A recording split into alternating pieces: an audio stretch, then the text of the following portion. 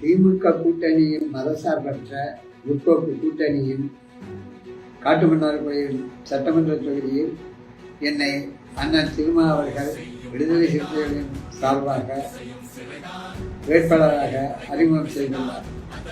அப்படி அறிமுகம் செய்யப்பட்ட நான் மக்களுக்கு செய்ய வேண்டிய கடமைகளை, பொதுவாக அவர்கள் தேவைகளை அனைத்தையும் பூர்த்தி செய்வேன் என்று கூறிக்கொண்டு, அதில் குறிப்பாக மருத்துவ சௌகரியங்களை நிறைய செய்யணும்னு ஆசைப்படுறேன். ஏன்னா மருத்துவ வசதின்னா காட்டுமன்னார்கோயில் தொகுதியில் கம்மியாக இருக்குது. அந்த மருத்துவ இதை செய்யணும்னு ஆசைப்படுறேன்.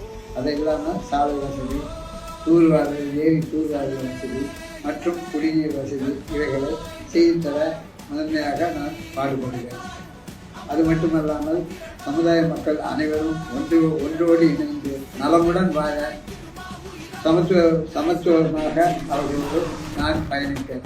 காட்டுமன்னார்கோவில் சட்டமன்ற தொகுதியின் வெற்றி வேட்பாளர் ஜோதிமணி அவர்களுக்கு பானை சின்னத்தில் வாக்களிப்பேன்.